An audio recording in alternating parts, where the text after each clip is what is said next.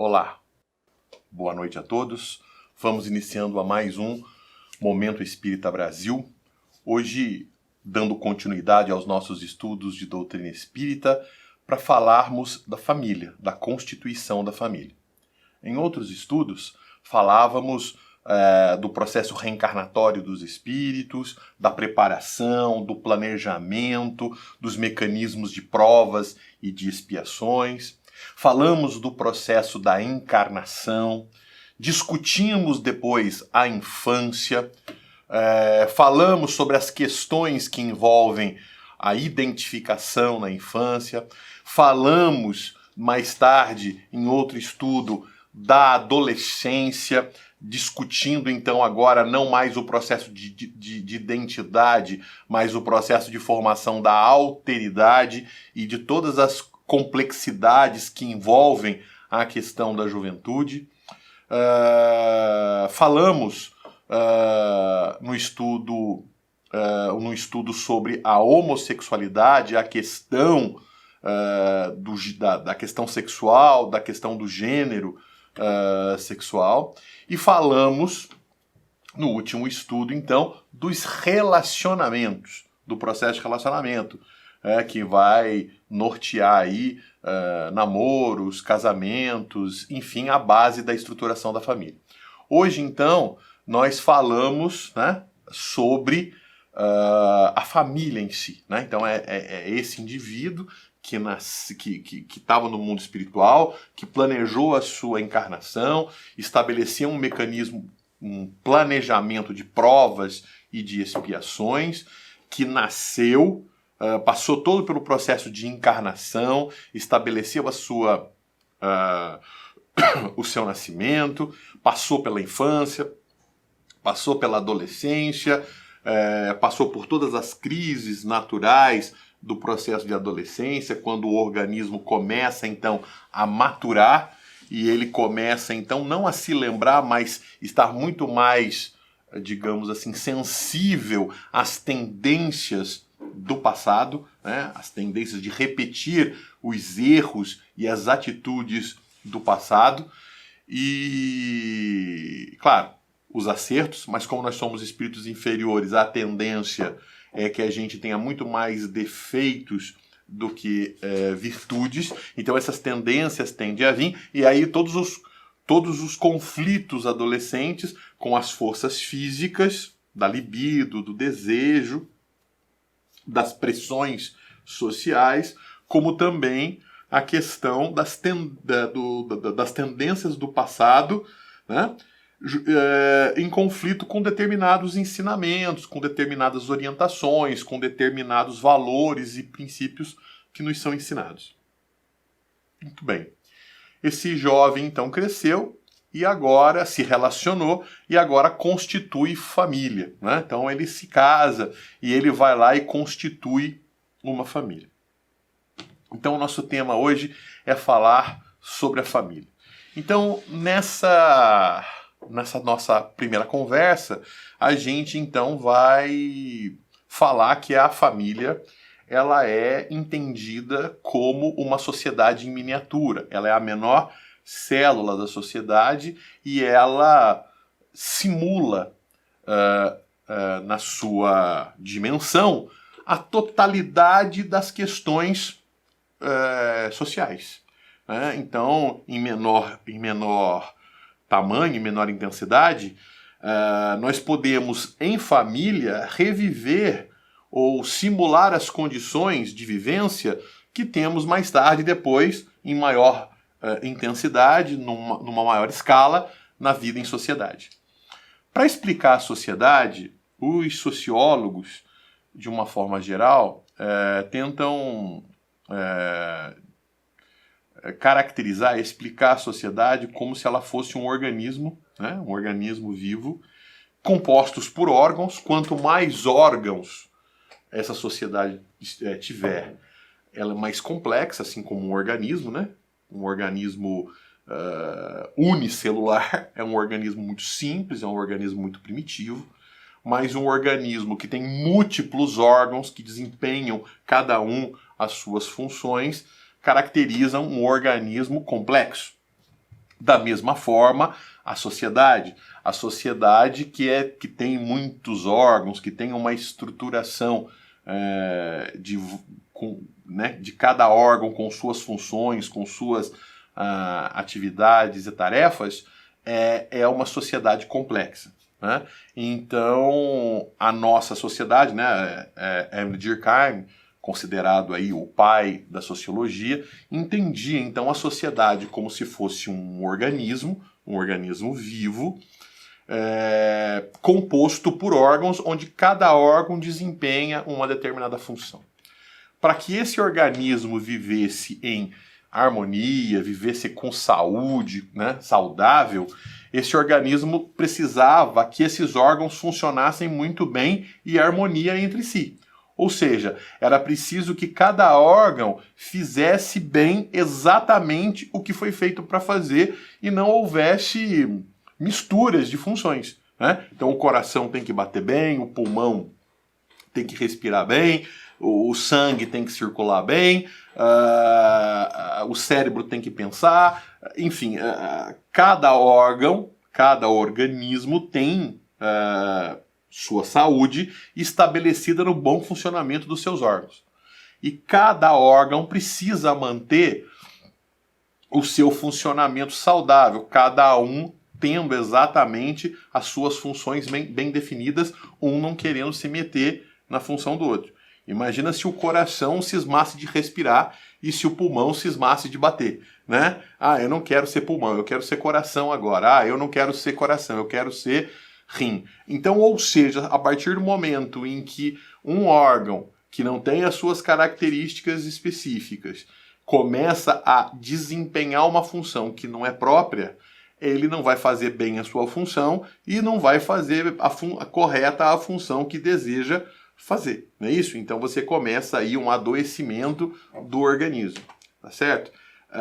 Então, se nós trazermos esse conceito para dentro da própria família, nós vamos ver que a família, apesar dela ser um núcleo, dela ser uma célula da sociedade, ela traz em si a simulação do que de fato ocorre numa sociedade.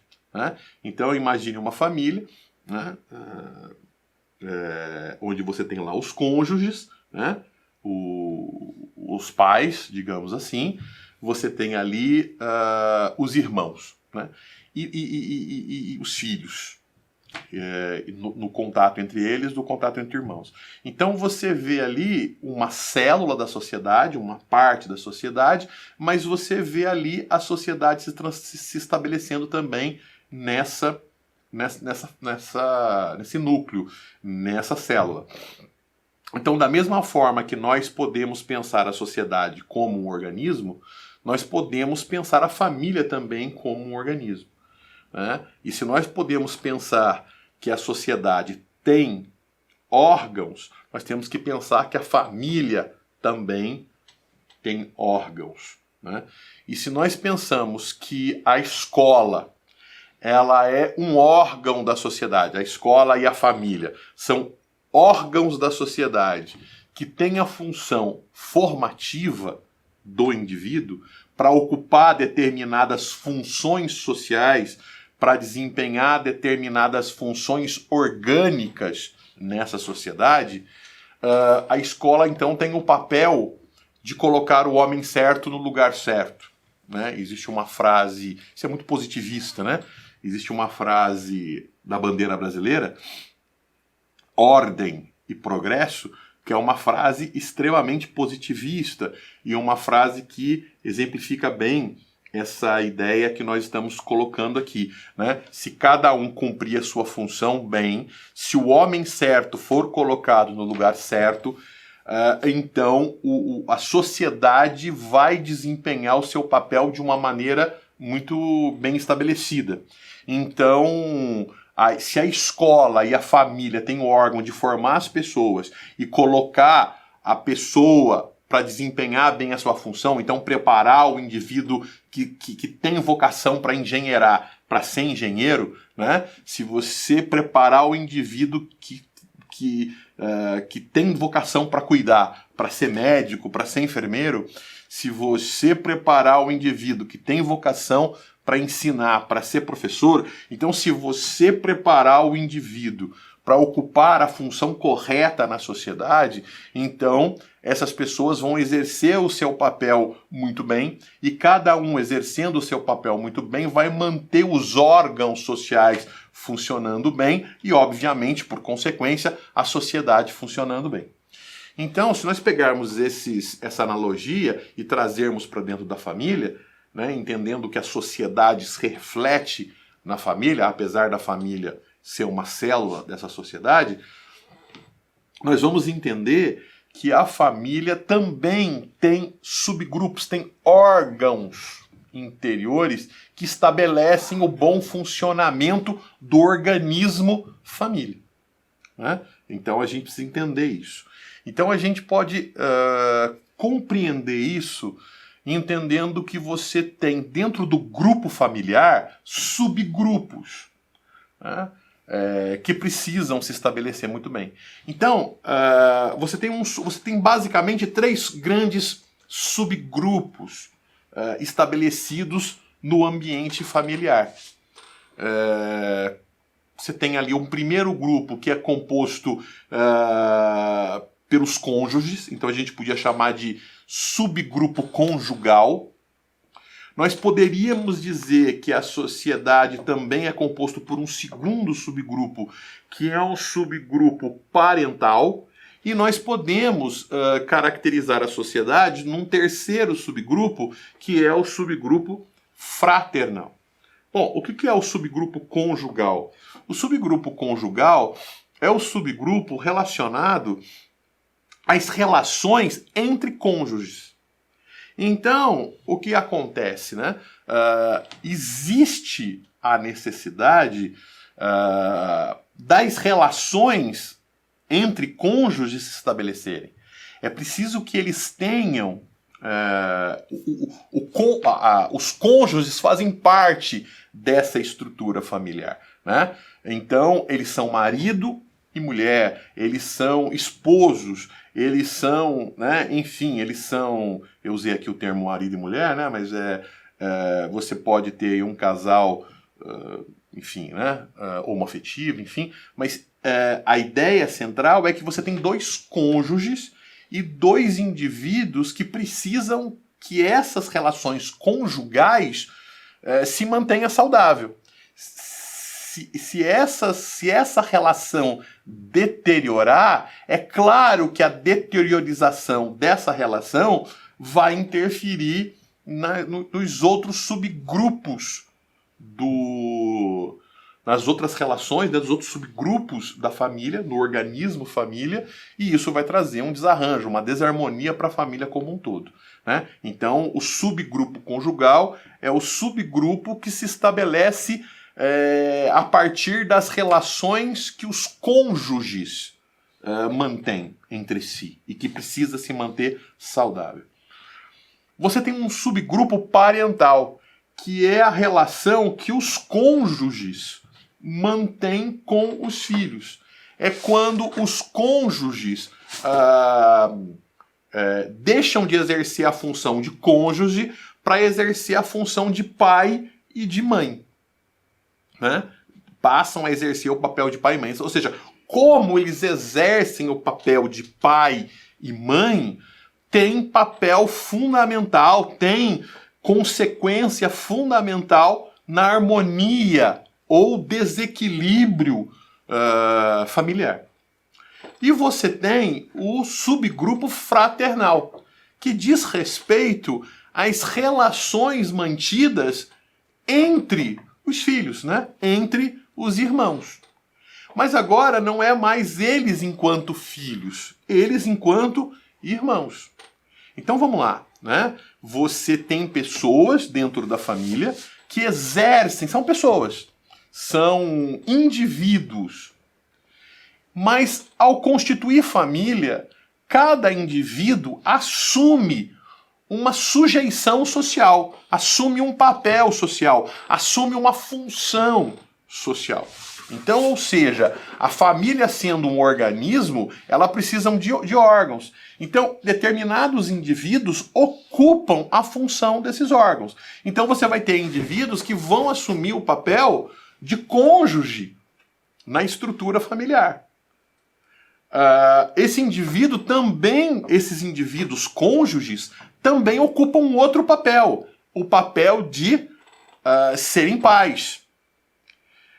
Dentro da família existem aquelas pessoas que assumem a condição de serem filhos. E eles se comportam como filhos. Da mesma forma que também assumem o papel de irmãos. E aí tem que se comportar como irmãos. Aprender a se comportar como irmãos. Então, uma coisa é o indivíduo, o ser, a sua individualidade, a sua característica. A outra coisa é o papel social que esse indivíduo desempenha. É o que nós chamamos de sujeição, né, do indivíduo a um determinado papel social, que é o de sujeito, que é o de desempenhar um determinado papel social. Então é o papel social de cônjuge, né? De marido, de esposa, é o papel de ser pai, é o papel de ser mãe, é o papel de ser filho, é o papel de ser irmão, é o papel de ser profissional, é o papel... Mas no contexto da família, você tem essas funções que são estabelecidas. A função de ser cônjuge, a função de ser pai ou mãe, e a função de ser filho e a função de ser irmão. Então, são papéis que o indivíduo assume. E ele precisa fazer bem esse papel. Da mesma forma que coração tem que bater bem, que pulmão tem que respirar bem, que estômago tem que digerir bem, né? Ou seja, que os órgãos precisam funcionar muito bem de acordo com sua tarefa para que o organismo viva um equilíbrio.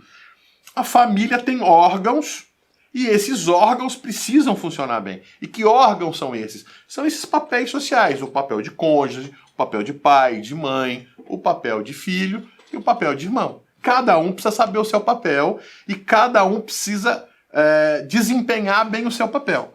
A partir do momento em que eu não desempenho bem o meu papel, que eu abro mão do meu papel, ou que eu permita que outro indivíduo que devia estar desempenhando o seu papel passe a querer desempenhar o meu papel, você começa uma invasão de funções, e aí você começa então uma anulação e uma inexistência desses grupos. E aí você começa um desequilíbrio de relações que vão ter impactos significativos na estruturação familiar. Tá certo? Mas continuando aqui. Então, o indivíduo, ele tem o papel, a família precisa, então, do papel do cônjuge.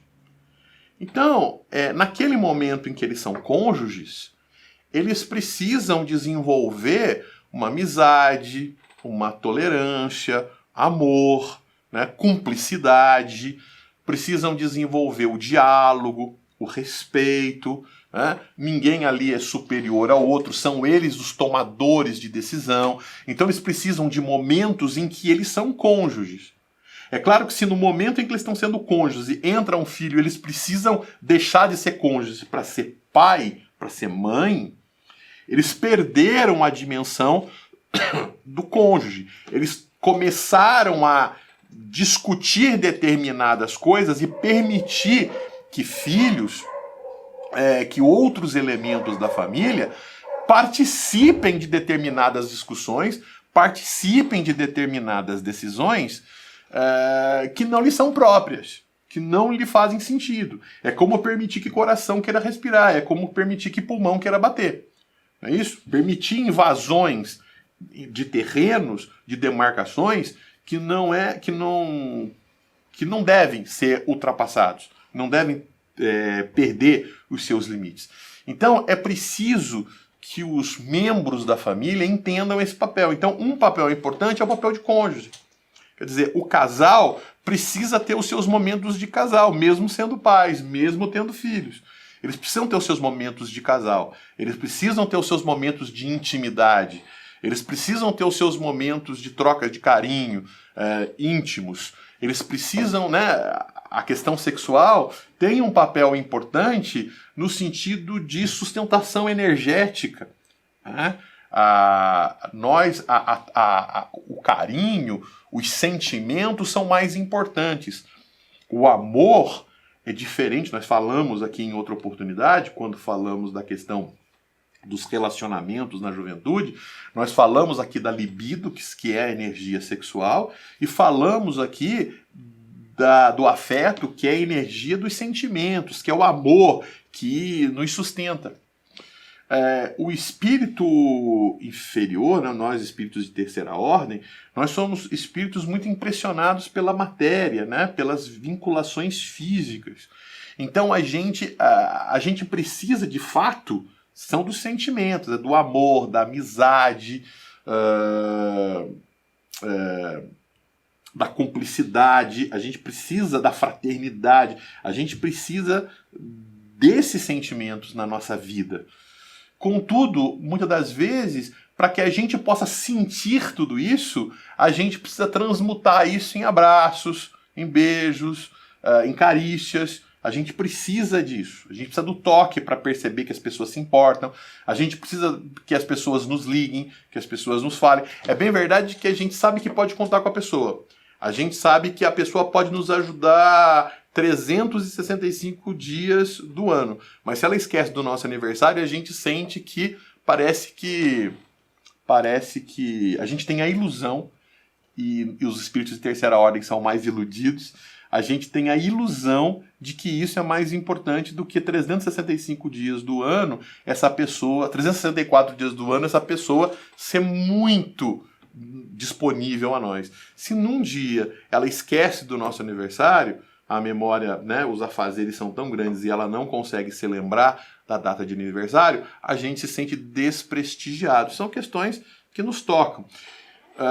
Então, a troca de carinhos, o carinho não pode existir somente na questão dos sentimentos. A nossa necessidade humana ainda fala alto e a gente precisa também desses momentos que são próprias de sustentabilidade do ser, né? A troca sexual, ela possibilita uma troca de energias, uma troca de afetos que ajudam no processo de autoestima, no processo de satisfação, de perceber apoio, de perceber que não está só, de ter uma referência, né? De ter uma referência. É claro que a gente pode ter amizades além do relacionamento conjugal, mas é no relacionamento conjugal que a gente encontra ali uma referência, uma pessoa em quem você se apoia, uma pessoa em quem você confia porque foi a pessoa quem você escolheu para partilhar junto toda a vida. Ok. Então esses momentos são importantes. Momentos não só de carinhos, mas momentos de conversa, de diálogo, momentos de trocas de ideias, compartilhamento de sonhos, de expectativas, de ouvir a opinião do outro, porque na verdade cada um tem os seus sonhos, cada um tem as suas ideias, cada um é um indivíduo, mas ambos estão juntos no processo de construção, porque ambos estão juntos. Se um vai para um lado e o outro vai para o outro lado, então existe uma separação de ideais, uma separação de princípios. Então existe ali a conversa, o diálogo, existe ali a negociação. Olha, eu quero isso, mas eu quero aquilo. Bom, como para não agradar só você e eu ficar, ou não agradar só você e esse ficar, então vamos fazer um meio termo. Então essa conversa, esse diálogo, essa negociação, né, feita no respeito, feito no amor, na tolerância, no perdão, na compreensão, no entendimento, ela é um elemento importante e precisa existir. E ela precisa existir. Por outro lado, precisa existir também um momento em que esses dois deixam o lado das carícias, né, deixam o lado das trocas individuais e colocam em prática aqueles ideais que planejaram, que determinaram, que combinaram entre si, né, e vão executar. E muitos disso está relacionado não só nos seus aspectos profissionais, nos seus aspectos econômicos, sociais, mas também está relacionado com os aspectos de como é que vão organizar a educação dos filhos. E aí, como é que é o exercício da paternidade? Como é que é o exercício da relação com os filhos? Como é que eles exercem a autoridade? Como é que eles fazem o processo de construção de valores e de ensinamento de valores e de princípios? Então, como é que é o exercício da paternidade? Né? Como é que eles se colocam enquanto pai e enquanto mãe? Então, esse processo é um processo importante e precisa existir. Não pode um abrir a mão em relação ao outro. Né? O pai que abre mão de ser pai, a mãe que abre mão de ser mãe. Né? Então, o exercício da... eu quero fazer tal coisa. Pergunta para o seu pai. Pergunta para sua mãe. Né? Ou seja, é como se eu estivesse ali meio que abrindo mão do exercício da paternidade, de colocar a minha opinião, de dizer, de falar, de orientar, de estabelecer diretrizes, né? de ser referência para esses filhos em termos de valores, princípios, organização na vida. Então, na verdade, a gente percebe que precisa existir aí uma vinculação, um exercício desse papel.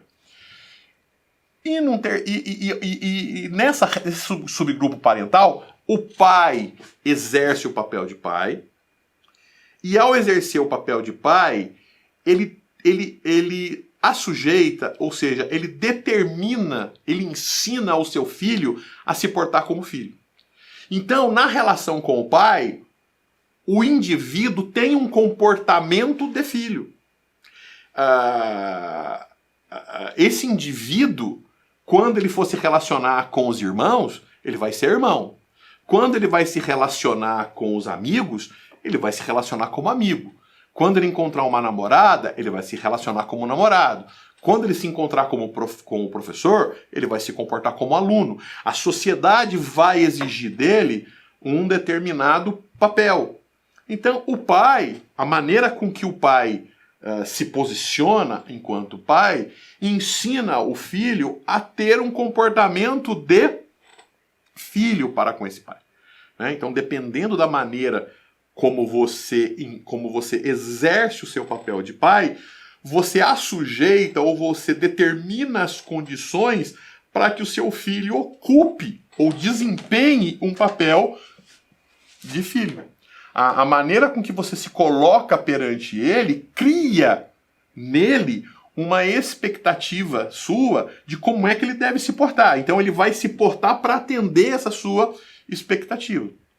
Né? Que é um comportamento que não é igual ele tem com um amigo, que não é um comportamento que ele tem igual ao irmão, que não é... Eu não estou querendo dizer que o seu filho não tenha que ser seu amigo.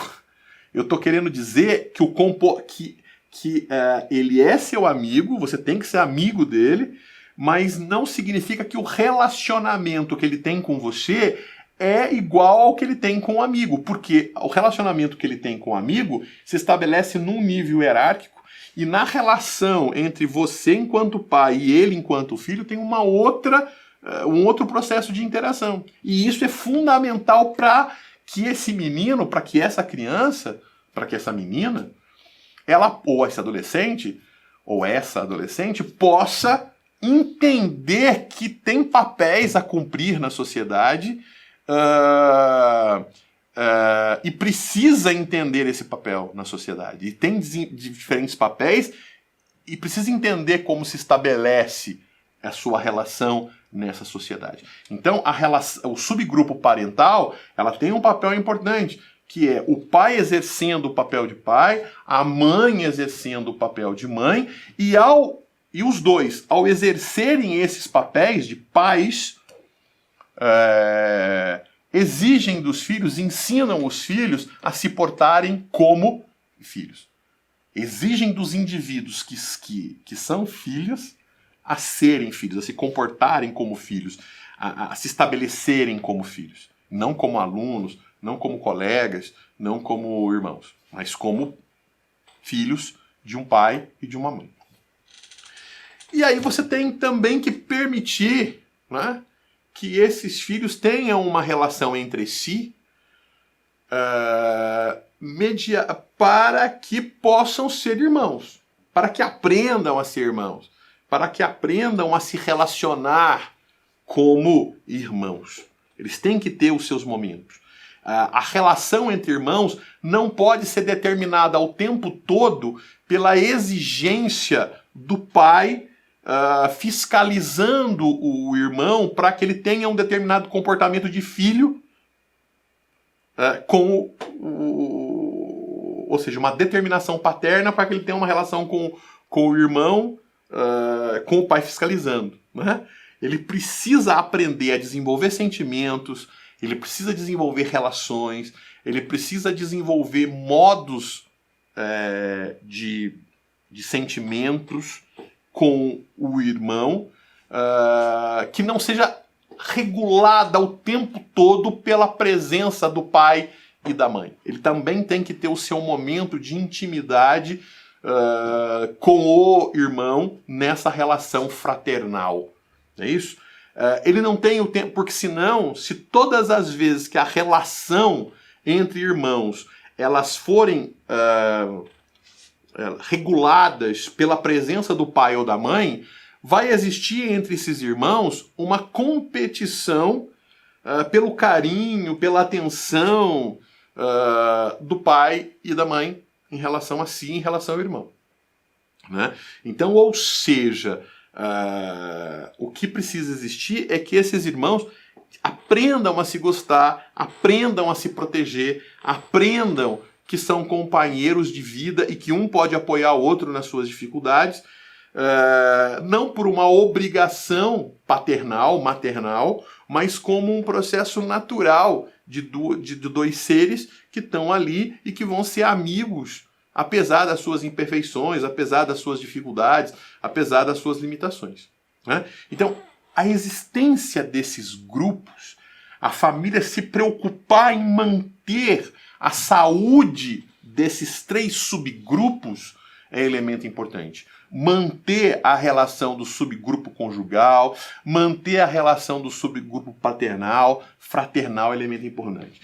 Impedir, portanto, e manter isso saudável é impedir que um grupo se meta no outro grupo.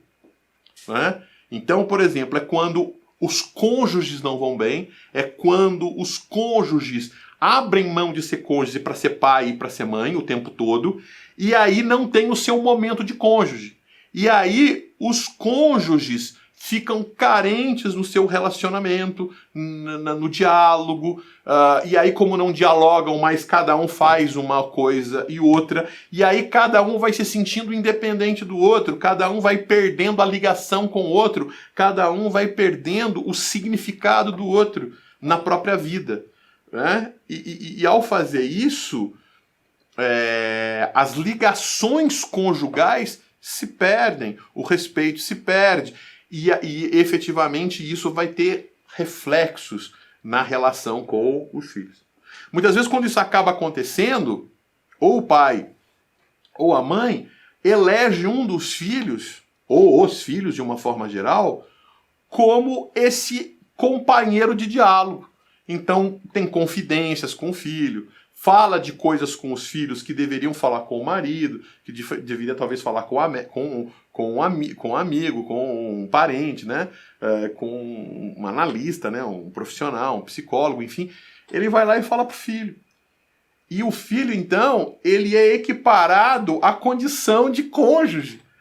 Ele não é cônjuge, mas ele é equiparado, porque aí a relação de pai com o filho, né, com a filha, ou a relação de mãe com o filho ou com a filha, passa agora a se desvincular porque determinados assuntos, determinadas questões, determinados processos começam a se estabelecer num outro nível, que não era nível para estar se estabelecendo. Confidências, um fala mal, sua mãe é assim, você sabe como é que é seu pai, né? Seu pai e tal, assim, assado e tal, ele não é assim, ele não faz isso, ele não me respeita, ele não sei o quê, não sei o quê.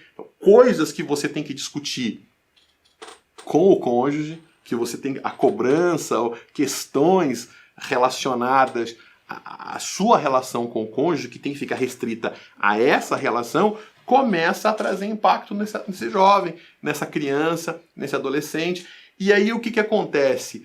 Ele que não tem preparo, ele que não tem amadurecimento para enfrentar essas coisas, ele começa a ter desequilíbrios interiores. Porque como é que ele lida com uma situação que ele não está preparado para assumir? Nem mesmo nós, muitas das vezes adultos, somos completamente maduros, estamos completamente prontos para enfrentar todas as questões. Imagine um adolescente, um jovem alçado isso. Então ele começa a se sentir inseguro, ele começa a se sentir infeliz, ele começa a se frustrar porque ele quer resolver o problema, mas ele não dá conta de resolver o problema. Ele tem, então, além da insegurança, do medo, ele começa a ter frustração, e isso começa a ter impactos significativos na formação da personalidade do indivíduo, né? O indivíduo começa muitas das vezes a se sentir mais cobrado, não só pela função de filho, mas como alguém que precisa resolver problemas que os pais o convocaram para resolver, né? Então, quando um se mete na função do outro, né?